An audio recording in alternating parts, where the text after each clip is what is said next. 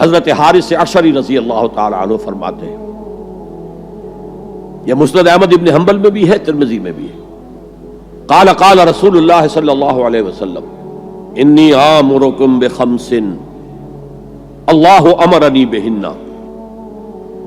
یہ ایک روایت میں اضافی الفاظ ہیں، اللہ امرنی بہن، دوسری میں نہیں ہے۔ انی آمرکم بخمس کے بعد شروع ہو جاتی ہے بالجماعت والسمع والطاعت والہجرت والجہاد فی سبیل اللہ۔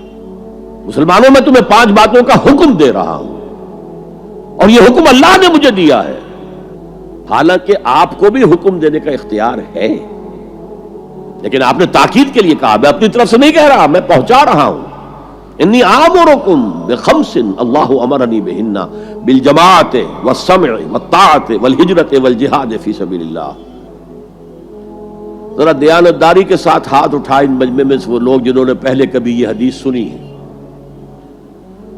ایک تو ادھر میں نے ہاتھ دیکھا ہے، اس کا چرچا ہی نہیں ہمارے ہاں۔ کیوں؟ یہ اس لیول سے متعلق ہے جس لیول پہ ہم سوچتے ہی نہیں۔ اقامت دین کی جدوجہد، نظام کو بدلنے کی جدوجہد، یہ ہمارے ذہن سے خارج، ہمارے تصور دین سے خارج۔ دیکھیے وہ جو ہے بنی الاسلام علی خمس، اس میں امر نہیں ہے، یہ خبر ہے صرف۔ اسلام کی بنیاد 5 چیزوں پر قائم ہے، شہادت اللہ الہ الا اللہ وان محمد رسول اللہ، واقام الصلاۃ وایتاء الزکوٰۃ وصوم رمضان وحج البیت من استطاع الیہ سبیلا۔ یہ حدیث کس کو نہیں معلوم؟ وطن یاد نہ ہو یہ بات دوسری ہے، کس کو نہیں معلوم 5 ارکان اسلام حضور نے بتائے ہیں؟ حالانکہ وہاں یہ ہے میں تمہیں حکم دے رہا ہوں، اور چرچا ہی نہیں ہے ہمارے یہاں۔ جس گاؤں جانا نہیں اس کا راستہ کیا پوچھنا، جو کام ہم نے کرنا ہی نہیں، اس کے جو لوازم ہیں ان کے تذکرے کی کیا ضرورت ہے؟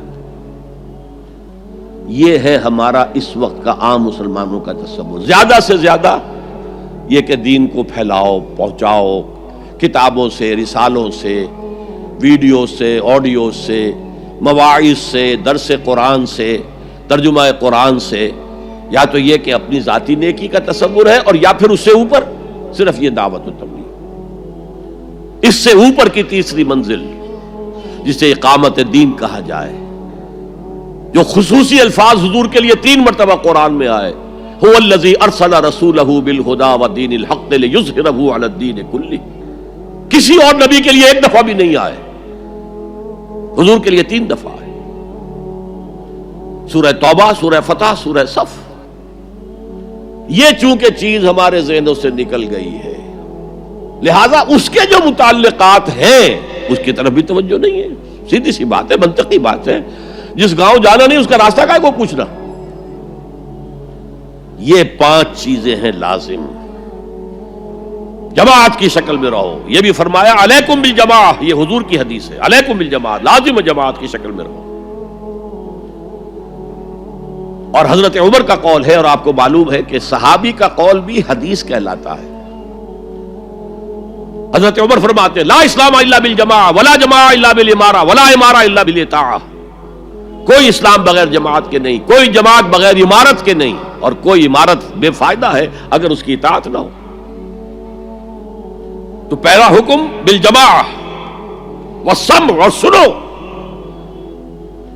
سننے کے لیے وابستہ رہنا ہوگا، وابستہ رہ شجر سے امید بہار رکھ۔ اب یہ نہیں ہو سکتا تھا کہ حضور پر کوئی بات آئی ہے تو آپ خود ہر ایک کے گھر جا جا کے اس کو پہنچائیں۔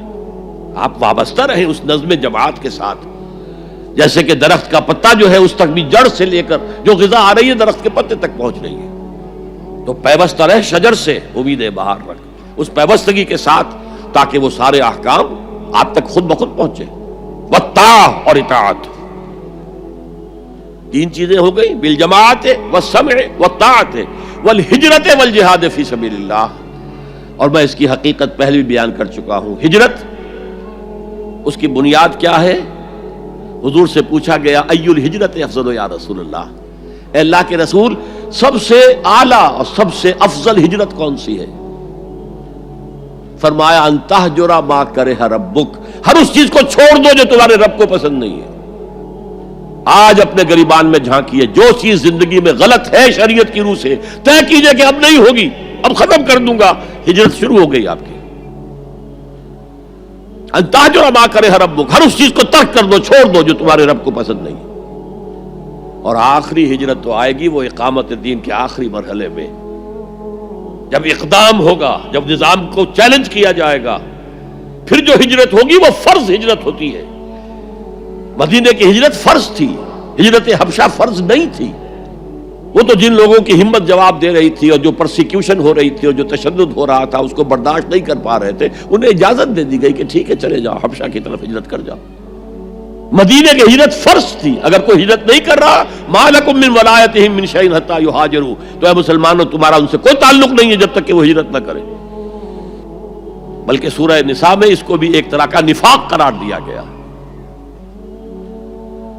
تو وہ ہجرت بڑی ہجرت ہے، گھر بار چھوڑ کر، اور مکے والے جو گئے تھے چھوڑ کر، وہ قریش کے بھیڑیوں کے رحم و کرم پر چھوڑ کر گئے تھے اپنے گھر والوں کو، اور ان کا سارا گھر کا سامان لوٹا گیا تھا، اور اس سارے سامان سے وہ کیپٹل فراہم کیا گیا تھا جس کو لے کر ابو سفیان کا قافلہ گیا تھا شام کی طرف، جس کا حضور نے پیچھا کیا تھا لیکن وہ نکل گیا تھا۔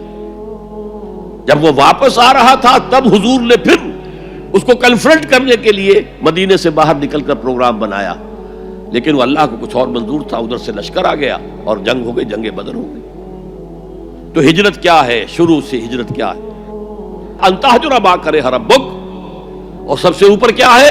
گھر بار، اپنے آباء و اجداد کی وطن، جہاں آپ کے آباء و اجداد دفن ہے، چھوڑو، جاؤ، اور جاؤ وہاں جہاں پوری طاقت مرکوز ہو جائے تاکہ آپ نظام باطل کو چیلنج کرنے کے لیے ساری طاقت ایک جگہ جمع کر سکیں۔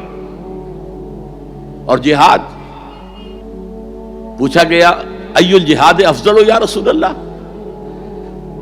سب سے افضل جہاد کون سا ہے اللہ کے رسول؟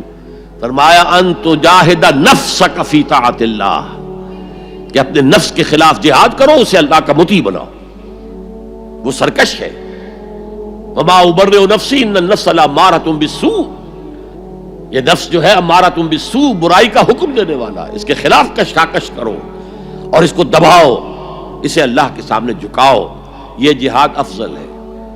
اور بلند ترین جہاد قتال فی سبیل اللہ، ان اللہ یحب الذین یقاتلون فی سبیلہ صفا کانہم بنیان مرصوص۔